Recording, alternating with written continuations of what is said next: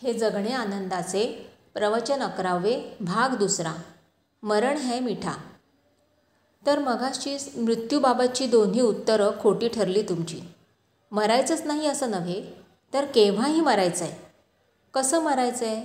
झोपेत नकळत नव्हे, तर आनंदात जगून आणि मृत्यूच्या क्षणी आपल्या तोंडावरती हसू पाहिजे। हसत हसत मरायचं। हे त्यावेळेला येईल की नाही कोणाला माहीत नाही, तर नेहमीच हसत राहायचं। केव्हाही जरी मृत्यू आला तरी आपण हसतच जायचं। आता तिसरा प्रश्न, तुम्हाला कुठे मरायचं आहे? कुठे मरायचं आहे? तुम्ही म्हणाल काय प्रश्न विचारतात हे? आम्ही इथे आमच्या जीवनाच्या समस्या सोडवायला आलो आहोत, आनंदाने कसं जगायचं विचारायला आलो आहोत, आणि हे म्हणतायत मरायचं आहे का, केव्हा मरायचं आहे, कुठे मरायचं आहे? पण एक लक्षात घ्या की मृत्यूची समस्या जोपर्यंत सुटत नाही तोपर्यंत जगण्यामध्ये आपल्याला कायम भीती आहे। बाकीच्या सगळ्या भीतीची जननी आहे मृत्यूची भीती। गोरखनाथ म्हणून होऊन गेले, माहिती आहेत ना तुम्हाला? गोरखनाथांचं एक वाक्य आहे, ते म्हणतात, मरो हे जोगी मरो, मरो मरण है मीठा। हे जोगी म्हणजे जो साधक आहे त्याला ते सांगतात, मरण अत्यंत गोड आहे, पण आत्महत्येचं मरण नाही। तिस मरणी मरो, ते मरण तू मर जिस मरणी गोरख मरी दिठा। जे मरण गोरखनाथांनी मरून पाहिलं, याची देही याची डोळा, मरणाचा मी पाहिला सोहळा। अशा ज्या उक्ती आहेत ना, त्या अशा लोकांच्या आहेत की ज्यांनी मरण म्हणजे काय हे जिवंतपणी प्रत्यक्ष अनुभवलं। काय मरतं? आशा मरते, विचार मरतात, वासना मरतात, समय मरतो। प्रसन्नतेने वर्तमान क्षणामध्ये पाहिलं तर मरण नाहीच आहे। सगळी माणसं माझी आहेत। मी तुम्हाला असं विचारतो, तुम्हाला कुठे मरायला आवडेल? मरायचं आहेच तर कुठे मरायला आवडेल? नेहमीचं उत्तर आहे, माझ्या आप्तस्वकीयांमध्ये, माझ्या माणसांमध्ये मला मरायचं आहे। बरोबर आहे। समजा तुम्हाला मरण समोर दिसू लागलं तर पहिल्यांदा तुम्ही काय म्हणाल? मला घरी न्या, आईला बोलवा, बाबांना बोलवा, पत्नीला बोलवा, मुलाला बोलवा, पतीला बोलवा, माझ्या माणसांना बोलवा। निदान शेवटचा श्वास सोडताना तरी माझी माणसं माझ्या सभोवती पाहिजेत, बरोबर ना? पण समजा अशा ठिकाणी आहात की तुमची माणसं कोणीही येऊच शकत नाही, तर काय करणार? त्याला माझं उत्तर आहे, जिथे तुम्ही असाल तिथे आजूबाजूला जी माणसं असतात ना, ती आधी माझी म्हणायला सुरुवात करा। ही माझी माणसं आहेत, म्हणजे जरी मेलो ना तरी माझ्या माणसातच मरतोय। म्हणजे असं मरण कधी येणारच नाही की माझी माणसं जवळ नाहीत। माझी माणसं म्हणजे ती कुटुंबातील 2, 4, 5, 10 आहेत ती। मग बाकीची सगळी कोण आहेत? परकी? परकं कोण मानतं? मी। ह्या मीला जर बाजूला सरकवलं आणि स्वला सगळी माणसं माझी आहेत, स्वकीय आहेत, अवघे विश्वची माझे घरं असं म्हणालात तर हे ध्यानातून घडेल। वर्तमान क्षणात राहायचं। वर्तमान म्हणजे काय? वर्तते इति वर्तमानः। आत्ता जे घडतंय तो काळ, तो काळाचा क्षण नाही, तो शाश्वत क्षण आहे। असं जर आपण जगलो तर जिथे तुम्ही आहात ती माणसं तुमचीच आहेत। नलिनी दलगत जलमती तरलम, तद्वत जीवितम अतिशय चपलम, विद्धि व्याधभिमानग्रस्तम, लोकम शोकहतं च समस्तम। या श्लोकाची दुसरी ओळ, विद्धि व्याधभिमानग्रस्तम। विद्धि, विद म्हणजे जाणणे, धी म्हणजे बुद्धी। तुझ्या बुद्धीने, जागृततेने तू हे जाण। काय? व्याधी, आजार काय आहे?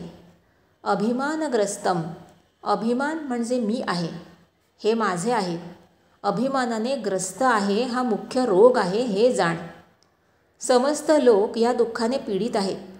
जीवनातील पहिलं जे परमसत्य बुद्धांनी सांगितलं की दुःख आहे, तेच इथे शंकराचार्य सांगतायत। नंतर कारणमीमांसा सांगितलेली आहे। आता काय कारणं सांगितली? की माणसाचं लक्ष आशेवरती आहे। दिनमपि रजनी सायं प्रातः, शिशिरवसंतो पुनरायातः, काल क्रीडति गच्छति आयुः, तदपि न मुंचति आशावायुः। दिवस आणि रात्र, सकाळ आणि संध्याकाळ, शिशिर, वसंत इत्यादी ऋतू बदलत जातात, पुन्हा पुन्हा येतात. काळ खेळ खेळतो, आयुष्य निघून जातं. तरी पण तदपि न मुंचती आशा वायुः, आशा सुटतच नाही. सुखतः क्रियते रामभोगः, पश्चात् हन्त शरीरे रोगः.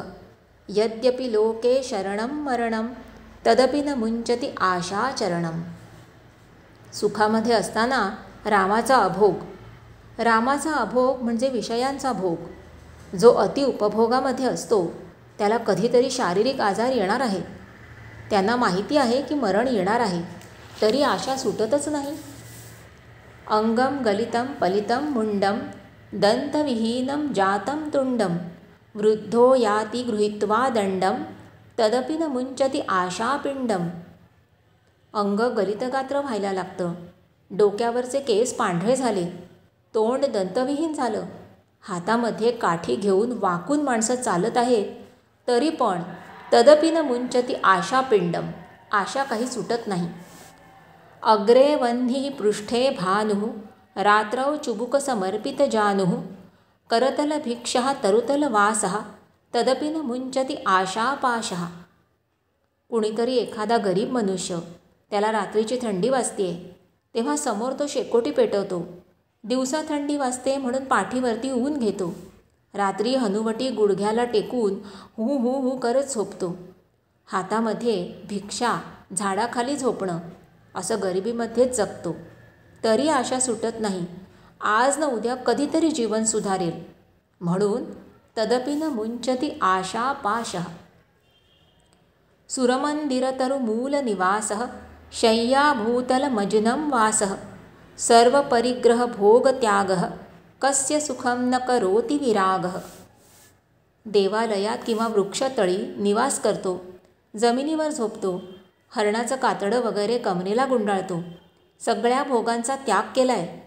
असा जो एखादा संन्यासी किंवा परिव्राजक आहे, त्याला पण असं वाटतं की उद्या मोक्ष मिळणार आहे. हा जो त्यागी विरागी आहे, त्यालाही वर्तमान क्षणामध्ये सुख नाही, कारण त्याचे डोळेसुद्धा उद्याकडे लागलेले आहेत. बुद्धांनी जे दुसरं आर्य सत्य सांगितलंय ते म्हणजे आशा. शंकराचार्यांनीही तेच सांगितलंय. पुढे शंकराचार्यांनी पंचदिशी उपायः हे उपाय सांगितलेत. काय काय करायचं आहे ते विस्तारपूर्वक न पाहता आपण त्यातला शेवटचा श्लोक पाहूया. प्राणायामं प्रत्याहारं, नित्यानित्यविवेकविचारं. जाप्य समेत समाधिविधानं, कुरु अवधानं महदवधानं. प्राणायाम करा, प्रत्याहार करा. नित्य काय आहे आणि अनित्य काय आहे याचा विवेक आणि विचार करा. कितीतरी तुम्ही त्याच्यासाठी करू शकाल. जाप्य समेत समाधिविधानं. शेवटी काय करायचं आहे? कुरु अवधानं महदवधानं. महद अवधानम म्हणजे साक्षी भाव. महद अवधान म्हणजे जागृतीने जे जसं चाललं आहे त्याच्याकडे पाहणं. महद अवधानम म्हणजे विपश्यना. यानंतर प्रणती पंचकम आहे, त्यात आपण नको जाऊया. त्यानंतर दुःखमुक्त अवस्था कशी आहे ते सांगितलंय, ते पाहूया. योगरतो वा भोगरतो वा संगरतो वा संगविहीनः, यस्य ब्रह्मणि रमते चित्तः, नंदती नंदती नंदती एव. असा जो आनंदी मुक्त मनुष्य असतो तो कसा असतो? समोर काय आहे? आता कोणीही नाही, मी एकटा आहे. योग असू दे किंवा इंद्रिय उपभोग घेत असू देत, 4 लोक बरोबर आहेत किंवा संगतीला कोणी नाही. जो मनुष्य ब्रह्मणी म्हणजे वर्तमान क्षणामध्ये जे आहे त्याच्याबरोबर रमतो, नंदती नंदती नंदती एव, त्याला दुःख शिवतच नाही, तो सदैव आनंदात जगतो.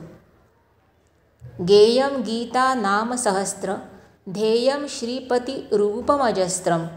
नेयम सज्जन संगे समयम, देयम दीनजनाय च अभयम. नेयम सज्जन संगे चित्तम, देयम दीनजनाय च वित्तम. याचे 2 अर्थ आहेत. गेयम म्हणजे गायन करता येण्यासारखं. गीता आणि नामसहस्त्र म्हणजे भगवद्गीता आणि विष्णू सहस्त्रनाम असा एक अर्थ आहे. दुसरा गीतानाम सहस्त्रम म्हणजे गाण्यासारखी हजारो गीतं, स्तुतीपर किंवा त्या अवस्थेच्या वर्णनपर अशी. ध्येय श्रीपती रूपम अजस्त्रम, हे श्रीपतीचं अजस्त्र रूप म्हणजे व्यापक ब्रह्मांडच असं जे काय आहे त्याचं ध्यान करावं. सज्जनांच्या संगतीत समय घालवावा. जे घाबरलेले दीन लोक आहेत त्यांना अभय द्यावं. त्यांना सांगावं, घाबरू नका, घाबरण्यासारखं नाहीच, मृत्यू नाहीच, माझं म्हणणं पत्करू नका, हे पहा, त्याची अनुभूती घ्या.